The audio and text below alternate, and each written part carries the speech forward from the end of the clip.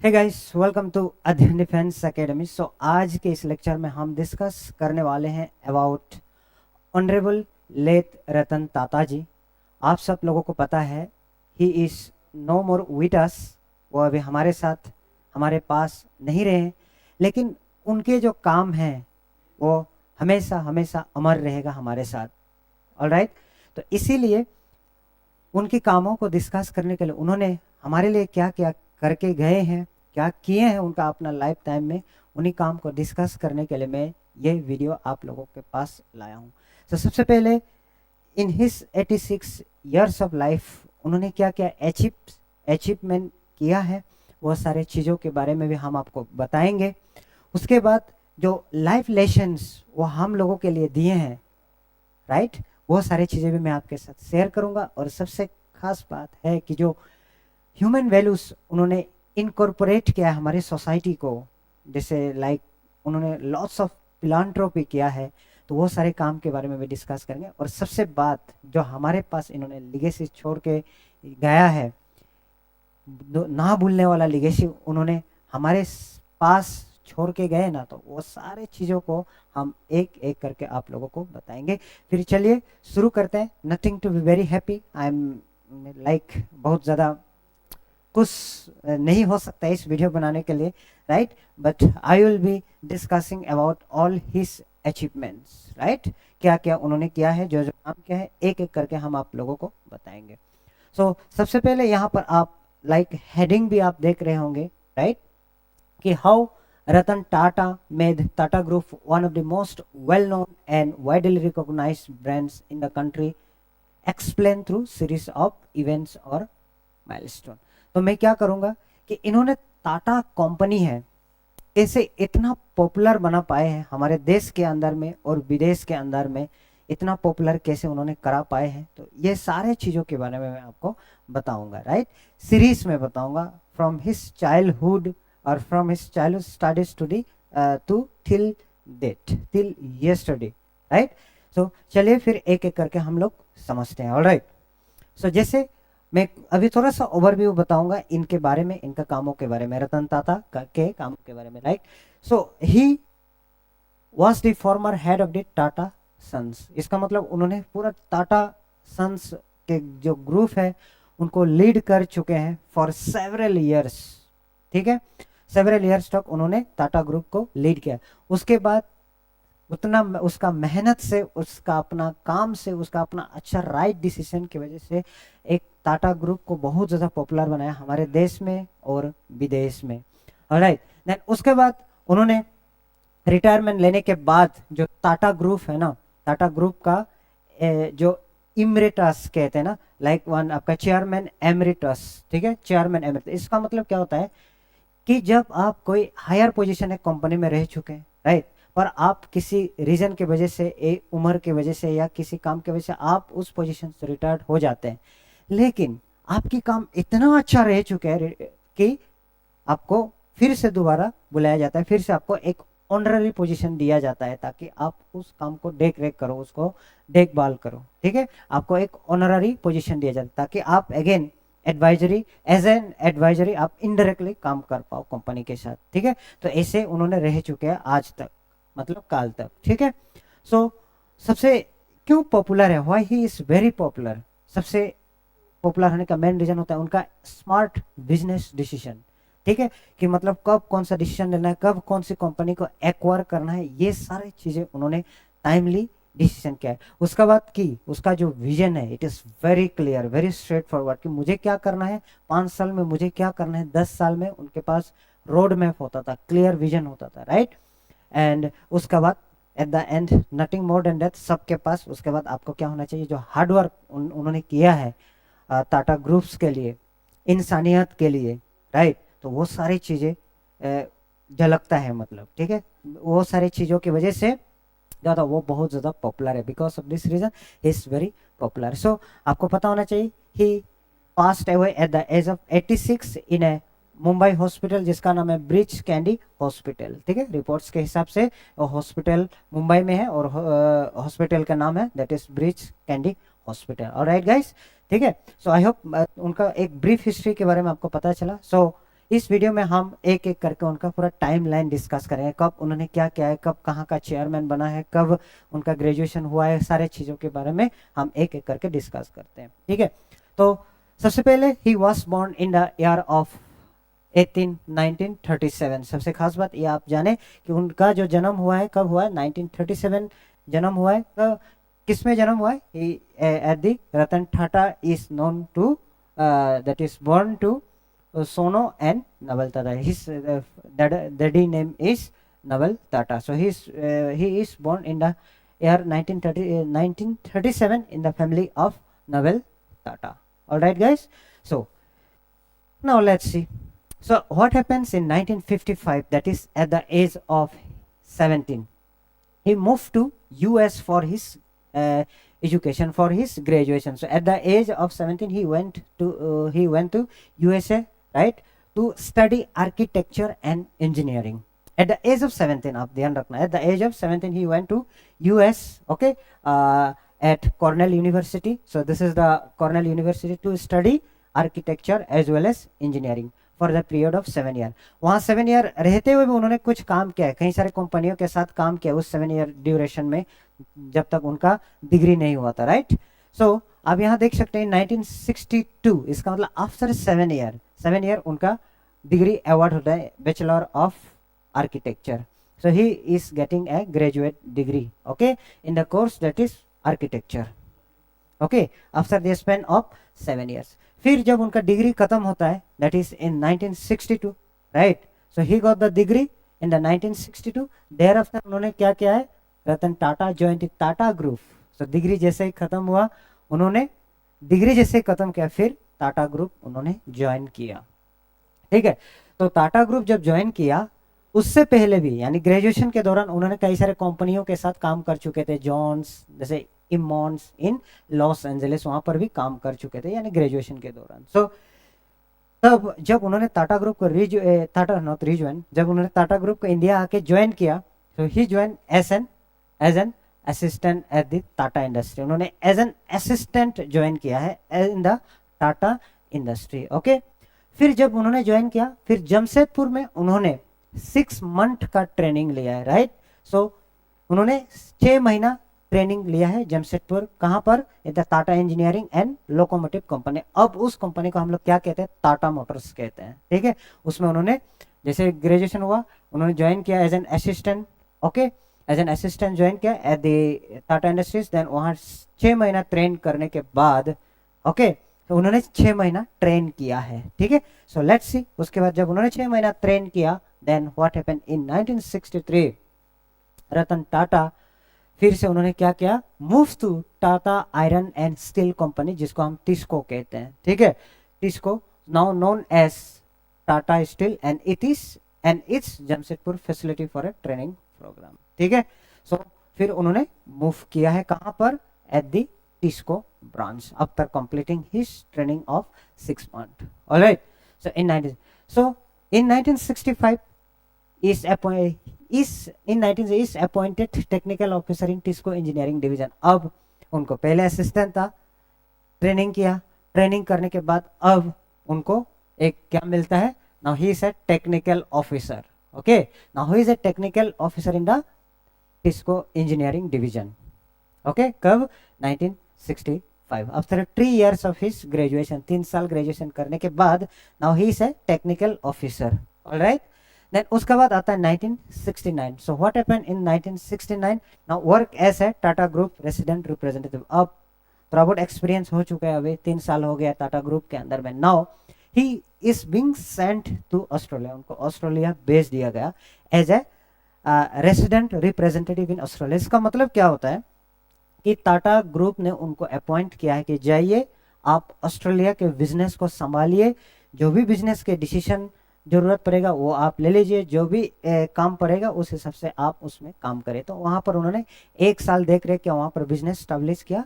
Then उसके बाद फिर वो क्या करते हैं, 1970 में वापस आते हैं, ठीक है। Ratan Tata he return back to India again, 1970 में फिर से वापस आते हैं। वापस आने के बाद again then he join Tata Consultancy Services. अब TCS कहा जाता है, हर कोई इंजीनियर इसमें अभी काम करना चाहते हैं। टीसीएस में हर कोई मैनेजमेंट वाला, हर कोई इंजीनियर, यानी हर कोई आईआईटी का ग्रेजुएट और हर कोई मैनेजमेंट आईआईएम का ग्रेजुएट वहाँ काम करना चाहता है। बिना इतना बड़ा कंपनी बन चुका है ना। Okay, so which was a new at the time, जब उन्होंने ज्वाइन किया था, so it was a very new software company. Okay, it was a very new software company. He work there for very short period. तो उन्होंने TCS में भी बहुत ही कम time के लिए काम किया है। जब वो कहाँ से वापस आए थे, फ्रॉम ऑस्ट्रेलिया वापस आने के बाद उन्होंने टीसीएस में काम किया, लेकिन काफ़ी कम टाइम के लिए उन्होंने काम किया। ऑलराइट, सो आई होप ये बात भी आप लोगों को क्लियर हुआ होगा।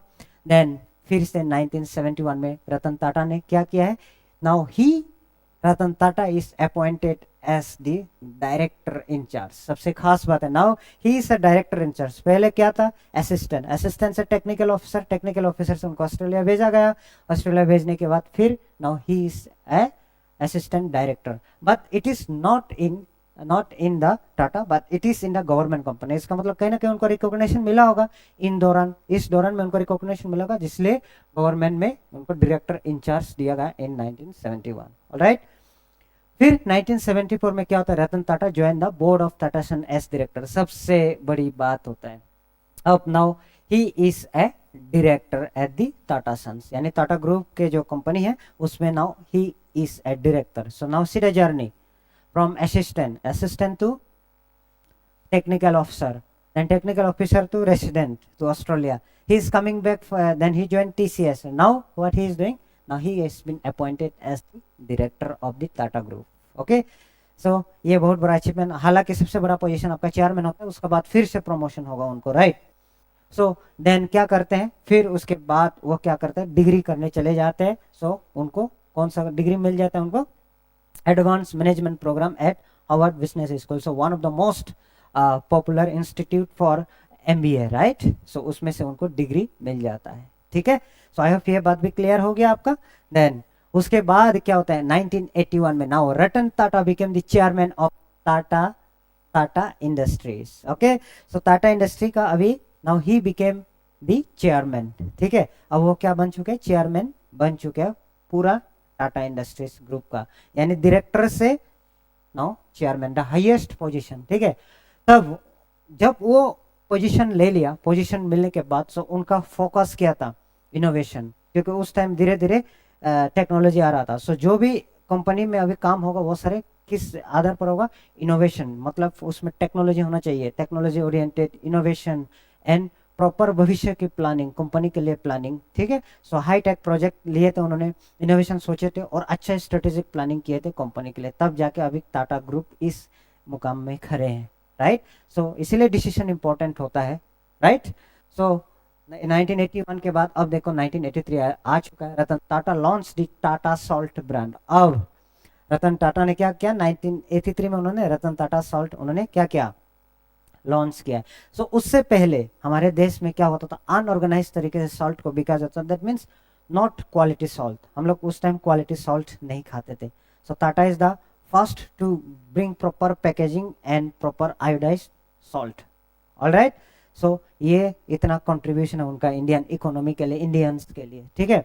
Then Ratan Tata also drafted the Tata strategic plan. Then उसी साल में 1983 में उन्होंने अगेन टाटा ग्रुप के बेहतरीन परफॉर्मेंस के लिए, बेहतरीन भविष्य के लिए उन्होंने फिर प्लान बनाया, स्ट्रेटेजिक प्लान बनाया, ताकि कैसे ग्रो करना है, ठीक है, कैसे कहाँ इन्वेस्ट करना है, कैसे एक्वायर करना है, ये सारे प्लानिंग होता है। कहाँ इन्वेस्ट करना है, कौन सी छोटी कंपनियों को एक्वायर करना है, ये सारे एक प्लानिंग होता है, ठीक है। सो कहाँ पर राइट टाइम पे इन्वेस्ट करना, वो सब कुछ प्लान होता है, ठीक है। सो आई होप ये बात आपको क्लियर हुआ होगा। सो 1983 के बाद अब आता है 1986। Now Ratan Tata was appointed the chairman of Air India. So उस time Air India company government के अंदर में था, फिर से उन्होंने क्या किया, गवर्नमेंट से अभी हाल ही में छीन लिया है, यानी गवर्नमेंट से 18,000 करोड़ देकर खरीद लिया है। तो आगे जाके हम लोग अगेन बात करेंगे इसके बारे में। तब भी गवर्नमेंट के अंदर में उसका चेयरमैन था, Ratan Tata was appointed as the chairman of Air India, which was India's luxury national carrier at that time. उसके बाद वहां से भी उन्होंने 3 साल के बाद रिजाइन कर दिया इन 1989। फिर देखते हैं क्या हुआ 1989 के बाद, मार्च 25 1991 तब क्या हुआ, देखिए Ratan Tata became the chairman of Tata sons and the chairman of Tata trust. अब क्या हुआ, पहले सिर्फ टाटा सन्स में चेयरमैन था, अब टाटा ट्रस्ट में भी वो चेयरमैन बन चुका है, राइट। टेकिंग ओवर जहांगीर रतन जी दादा भाई जे आर दी टाटा, ठीक है। Actually he is his uncle, यानी इस अंकल की जगह पर अब वो आ चुका है अभी, कौन, रतन टाटा जी, alright. Now he started the restructuring of the Tata Group around the same time as the liberalization of the Indian economy। इसका मतलब क्या है कि अब जैसे जैसे जैसे टाइम बढ़ गया ना, अब इंडियन इकोनॉमी में क्या हो गया, लिबरलाइजेशन हो गया।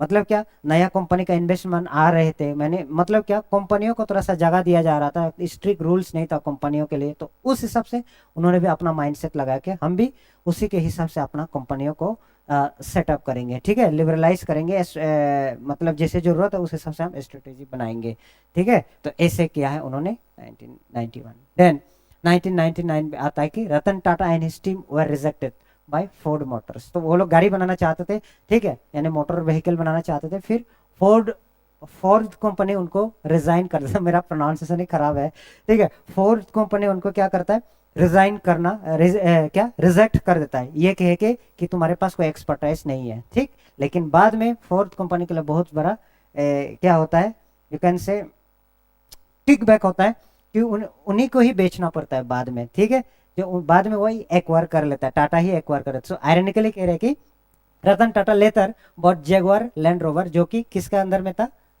फोर्थ के अंडर में था, उसी को भी उन्होंने क्या क्या खरीद लिया है, ठीक है। पहले रिजेक्ट कर दिए, फिर बाद में बेचना पर आगे जाके हम लोग देखेंगे, alright.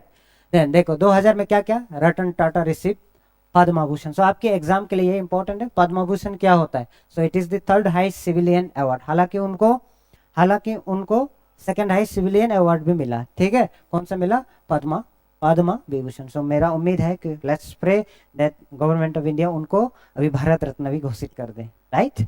So the same year Tata, उसी साल 2000 में Tata bought the global tea brand, उन्होंने फिर एक बड़ा company global tea brand acquire कर लिया एट 271 मिलियन यूरोस, ठीक है।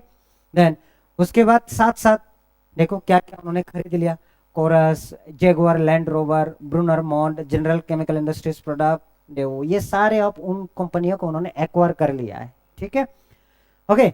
सो ये हुआ।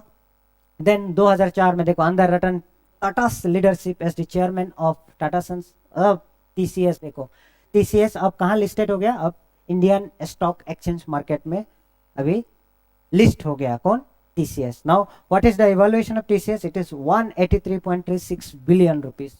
कितना बड़ा पैसे है आप समझ सकते हो, ठीक है, it is a humongous amount in, okay. So very sorry, I hope आप लोगों को क्लियर हुआ है ये सारे तमाम बातें, ठीक है ना। उसके बाद आता है 2006। 2006 में आप देखे अभी दिस टीवी, राइट। सो क्या कर Ratan Tata enter the direct home DTH television, okay, launching Tata Sky, उन्होंने टाटा स्काई लॉन्च किया। अब टाटा स्काई बहुत फेमस है, सबसे खास तौर पे हमारे नॉर्थ ईस्ट की बात करता हूँ, यानी हमारे घर की उधर बात करता हूँ। उसमें क्या होता है कि एयरटेल और अलग कंपनी, थोड़ा सा बारिश होता है तो कुछ दिखता ही नहीं है, पूरा सिग्नल लॉस हो जाता है, लेकिन ये है Tata sky, it's stand still, कि बारिश में भी उनका अच्छे से सिग्नल आता है, मस्ट आप देख सकते हो टीवी, ठीक है ना। So this is what he has done for us, so we should always be grateful to him, right. Then उसके बाद आता है 2008 में, फिर 2008 में देखो जिस कंपनी ने उनको रिजेक्ट किया था वही कंपनी उनको बेचा है, ठीक है, ठीक है। सो देखो, सो एक ही year for Tata group and Ford Motors, Tata motor ने जैगुआर लैंड रोवर कहाँ किससे खरीदा है, फोर्ड कंपनी से, जो पहले उनको रिजेक्ट कर चुका था, राइट। देन इससे क्या हुआ, फोर्थ कंपनी को काफी फायदा हो, क्योंकि उससे पहले उनको क्वालिटी इश्यूज से भी जूझ रहे थे और फाइनेंशियल लॉस हो रहे थे उनका, ठीक है। फिर उसके बाद उसी साल अगेन रतन टाटा को क्या मिल जाता है, पद्मा विभूषण, जो second highest civilian award of our country, ठीक है। सो टीम, उसके बाद उन्होंने क्या, टाटा ने फिर अपना ये कार इंडस्ट्री को ये करने के लिए उन्होंने क्या किया, एक affordable car that is Tata nano उन्होंने लॉन्च किया। हालांकि आई थिंक मेरे हिसाब से इट इज फेल्ड प्रोजेक्ट है ना, फेल्ड प्रोजेक्ट है, राइट। टाटा नैनो के बारे में आप सब लोग जानते ही हो, okay. So now in December 2012 Ratan Tata step down as the chairman of Tata son after 50 year. So 50 साल के बाद वो क्या कर देता है, अभी टाटा ग्रुप से स्टेप डाउन कर देता है, रिजाइन कर देता है। ओके, लेकिन जब रिजाइन किया, अब he has such expertise, such A brilliance, such a decision making capacity, अब उनको तो ऐसे जाने नहीं दिया जा सकता है, right. So he has been appointed again as the chairman emeritus of Tata Sons. इसका मतलब क्या, वो एज ए एक्टिंग मतलब सपोर्टिंग गाइड करेगा पीछे से। ओके, सो उस पोजीशन को दिया गया था उनको, ठीक है, ऑनररी पोजीशन, यानी you can say honorary chairman, ठीक है, ताकि आप पीछे से आप गाइड कर पाओ, इनडायरेक्टली गाइड कर पाओ, ठीक है, पूरा टाटा ग्रुप्स को। Alright guys, I hope it is clear. So अब आता है 2022 के बाद उन्होंने फिर से सबसे बड़ी काम किया है, जो कंपनी बहुत पहले उन्होंने बेचे थे, यानी नहीं बेचे थे नहीं, गवर्नमेंट ऑफ इंडिया ने उनसे लिया था, फिर गवर्नमेंट क्या हुआ, लॉस मेकिंग किया, बहुत ज़्यादा लॉस हो गया उनका, कहाँ पर, इसमें एयर इंडिया में। फिर क्या हुआ, लॉस होने के बाद अब क्या, फिर लॉस मेकिंग कंपनी को उन्होंने फिर से, अपना ही कंपनी को फिर से गवर्नमेंट से खरीदा, कितने रुपए में, at the cost of 18,000 crore rupees, ठीक है। सो उसके बाद 2024 आता है, तो 24 आने के बाद आप जानते हैं इनका हर एक कहानी उन्होंने क्या किया है, राइट। सो फाइनली कल yesterday midnight he was no more with us. So उन्होंने बहुत कुछ काम किया है, राइट। सो इतना काम किया है कि ये दुनिया हमेशा उनको याद रखेगा, राइट। उनका जो अचीवमेंट्स है, उनका लेसन्स है, उनका वैल्यूज है, उनका लिगेसी है, वो हमको जो देकर गए हैं, इतना मोटिवेशन वो हमें दिया है, ठीक है, वो हमेशा हमारे दिल और दिमाग में रहेगा, ठीक है। अगर मेरे इस वीडियो के थ्रू से कुछ मिस्टेक हुआ, मिस इन्फॉर्मेशन हुआ, या हम जो बोलना चाहते थे वो बोल नहीं पाए, तो उसके लिए आप मुझे क्षमा करिएगा। और इसके साथ साथ मैं आपसे विदा लेता हूँ। जय हिंद एवरीवन, थैंक यू।